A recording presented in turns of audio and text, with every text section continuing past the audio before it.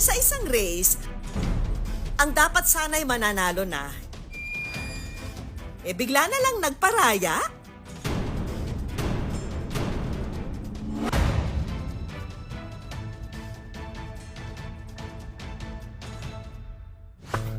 Importante raw para sa dalawang atletang sina Harvey at Abdul ang laban na ito na magsisilbi nilang qualifying game para sa mas malaking palaro. Pero sino nga ba silang dalawa sa likod ng nakaka-good vibes nilang video? Meet Abdul, ang grade 11 aspiring runner ng Maguindanao. Ang nakadilaw sa naturang video. Mapala daw si Abdul na nagmula siya sa angkan ng mga track and field athlete. Sa lahi namin, dyan po talaga yung bilis namin ng pagtakbo. Yung lolo ko po, tsaka yung mga pinsan ko, tatay ko, dati din po silang mabibilis tumakbo. Tila nasa dugo ng araw niya ang pagtakbo dahil bata pa lang, hilig na niya ito. Minsan na rin siyang nakakuha ng gold medal sa sport na ito.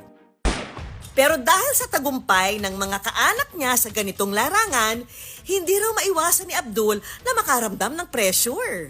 Gusto ko din pong gumaya sa kanila at maging malakas na atleta. Mabuti na lang daw at nakahanap siya ng kaibigan sa sport na ito. Kahit paano, nawawala ang kanyang kaba. At ang bestie raw niya, walang iba kundi ang nakaasol sa video na si Harvey. Kapag kasama ko po siya, nagiging komportable po ako mag-training.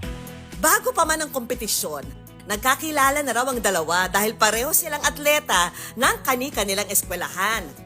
Magkalaban man sa larangan ng track and field, agad daw silang nagkagaanan ng loob at naging magkaibigan. Masaya po, tsaka komportable po. Lagi po kaming nag-training, tsaka ayos po kami, wala po kaming problema, tsaka nagkakaintindihan po kami sa lahat ng bagay. Pero hindi raw katulad ng kaibigan niyang si Abdul. Payak ang kinalakihang buhay ni Harvey. Malaking tulong daw ang pagiging atleta niya para makakuha ng scholarship sa eskwelahan. Hindi raw maipagkakailang mahusay siya sa pagtakbo. Sa katunayan, sa unang beses niyang lumaban sa track and field, nasungkit niya agad ang gold medal. Tuloy-tuloy ko din po ang pagiging practice para makaabot ang pangarap. Sa kabila ng pagiging atleta, iba't ibang racket pa raw ang pinapasok ni Harvey para kahit paano'y makatulong sa kanyang mga magulang. Tita ko, tito ko, negosyo niya ang uling. Tapos minsan, sumasali ako po doon para may pangbaon, pangbayad sa school. Salat man daw sa buhay,